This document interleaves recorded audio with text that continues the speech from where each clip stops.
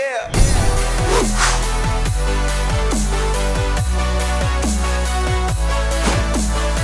Welcome back to the Gridiron Expert.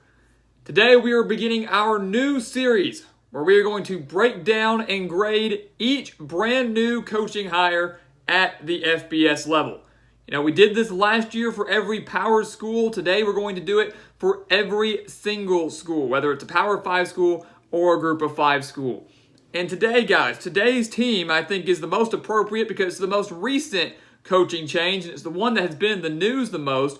Let's talk about what's happening down in Knoxville at Tennessee, where the Volunteers have just fired Jeremy Pruitt. And before we break down the new hire, and what's to expect from Tennessee in 2021, let's break down why Tennessee had to fire Jeremy Pruitt. If you've been following the news, you know that Pruitt was the leader and was violating many NCAA guidelines, many NCAA rules when it came to recruiting. The big storyline, the big meme going around, of course, is that he was putting money in McDonald's bags and McDonald's Happy Meal boxes and giving them away to recruits when they came to visit and when they came on their visits to Tennessee. And obviously you can't do that. You cannot do that. And that's just one small piece of the puzzle there over an overlying scandal that's going on down in Knoxville right now, one that will come back to bite them. We haven't heard many decisions made by the NCAA yet. Philip Fulmer, the AD, is gone. Jeremy Pruitt is now gone. But what are these violations? What's that impact going to be in 2021, in 2022? Bowl ban, scholarships retracted, what's it going to be? So it's obviously a major, major problem going down in Knoxville right now. And you look at Jeremy Pruitt, guys, he was probably going to get fired anyways, if we're being honest. Not this year, but after 2021, unless he had a breakout year. Pruitt was 16 and 19 overall with Tennessee in his 3 years there. Just a 10 and 16 record in the SEC. He went 3-7 in 2020, of course, the 10-game conference-only slate, but 3-7 for a Tennessee team that was, of course, getting so much hype like they always do. 3-7, lost all 7 games by at least 11 points, and they lost 7 of their final 8 games. So, again, that was the problem, guys. Tennessee, every year, doesn't really matter who it is, they're usually a top 25 team. They beat a couple guys. Remember, they started off the year with a win over South Carolina and Missouri, jumped up into the top 15, and then got annihilated by Georgia. And it kind of showed, okay, they're not there yet. And then they lost 7 of their final 8 games. So, again, we have to stop overhyping Tennessee. We have to stop giving them so much credit because this is a team, guys, that has just 4 winning seasons since 2010. This is a team that their last 10-win season came in 2007. So it's been well over a decade, really, since Tennessee has been relevant at the national level. Sure, Butch Jones had a couple 9-win seasons in there, but they were not contending for a playoff spot. They were not contending for an SEC title. When is it going to change? When is it going to change? And when are we as fans going to say, all right, we need to stop overhyping them? Until Tennessee shows us something, they're going to be middle of the pack, lower tier SEC, especially in the SEC East. So it's a major, major problem in Knoxville right now. They need a guy to come in there and fix it. They need a guy to come in there and change the culture, but also start racking up some wins and getting Tennessee back to relevancy. Because this is a proud program, one that can win in the SEC. So Jeremy Pruitt's out. Josh Heupel is in. Josh Heupel is now the brand new head coach at Tennessee. Remember, the former Missouri offensive coordinator and has been the head coach at Central Florida for the last 3 seasons.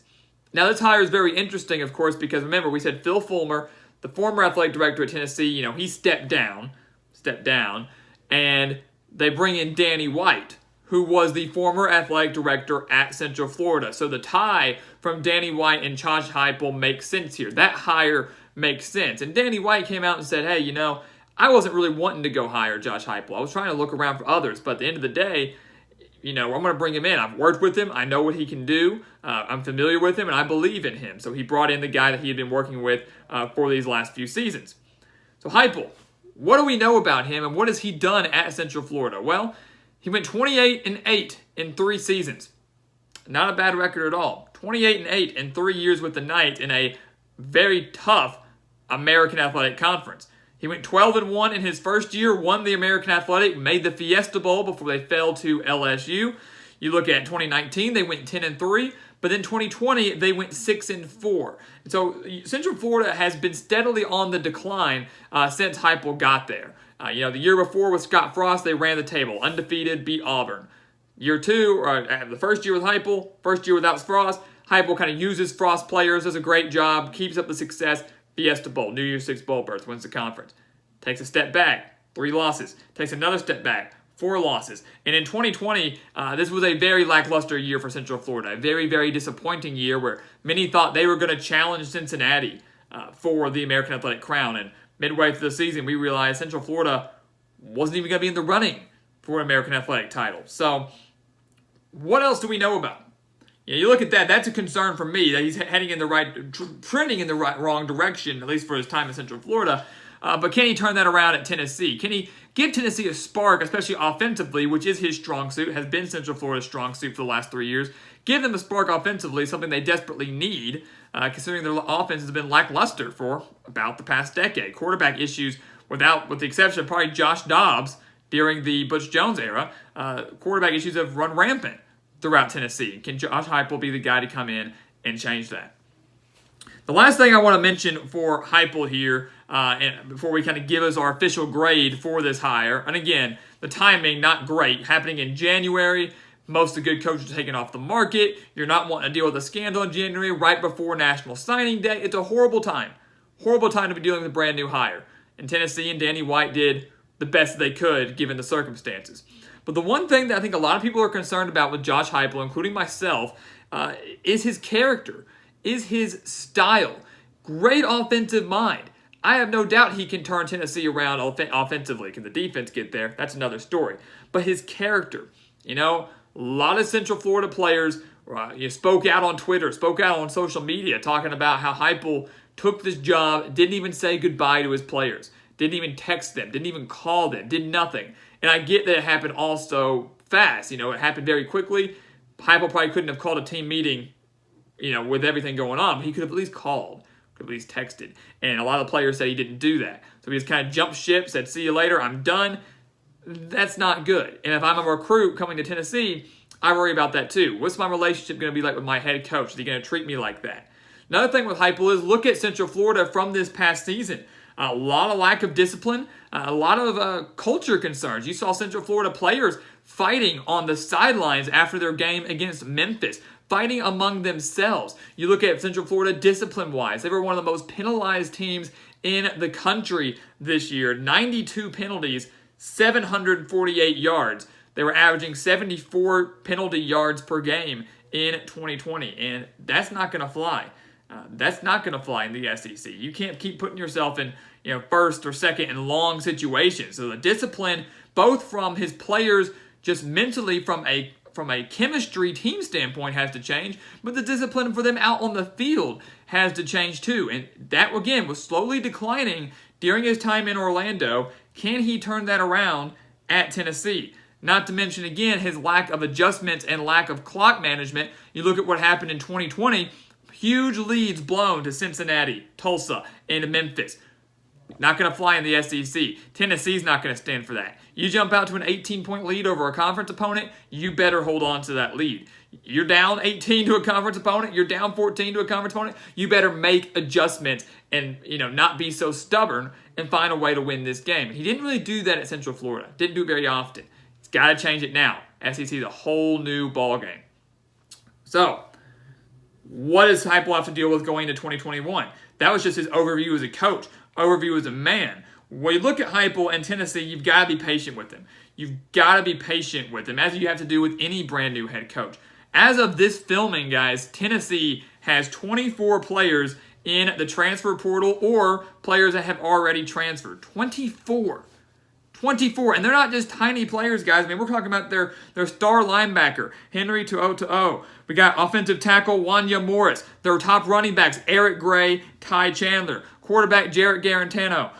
JT Shrout. Yes, Hendon Hooker from Virginia Tech transferred to Tennessee, but is he going to be the man to fit Josh Heupel's system? Is he even going to stick around? So these are huge starters, big-time recruits. that came to Tennessee and are now jumping ship.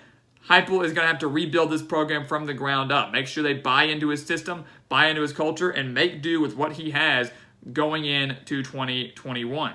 Again, it's a rebuilding year. Tennessee seems to be rebuilding from the ground up. I know you want immediate success. Everybody wants immediate success. I don't see that coming in year one for Josh Heupel. Got to give him at least I'd say another 3 years.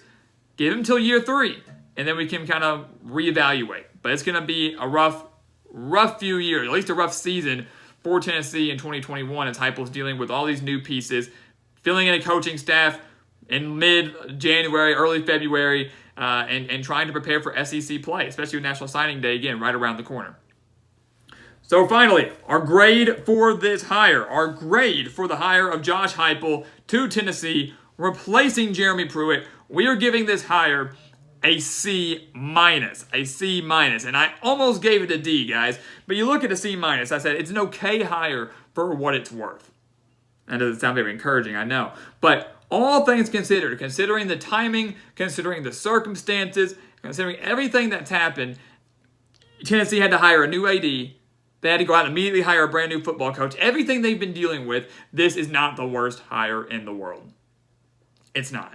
You've got a guy that has SEC experience. His offenses at Missouri were very solid. Offense at Central Florida was very solid. 28-8, not too bad. Keep in mind, half of those losses came in this year alone. Heupel, I think, can change himself. I think he can change his ways. I think he can implement a solid culture at Tennessee. It is just going to take time. Don't expect immediate success in 2021. 2022, things maybe will trend in the right direction. And 23, year 3, which is always the key for new coaches, that is where you will really see if this hire is paid off. But a C- for Josh Heupel and the Volunteers, and let's see where they can get going in the SEC East going forward. So guys, thank you so much for watching us here at The Gridiron Expert on YouTube. Make sure to continue to like, comment, subscribe, and share our videos. Also, make sure to check out everything down in the description below. Our Patreon account, our website, thegridironexpert.com, our newsletter, our expert picks, everything is down there in the description for you. Do not miss it. And of course, stay tuned for more coaching change videos coming your way later this week. And once again, guys, as always, thank you so much for watching, and we'll see you next time right here on The Gridiron Expert.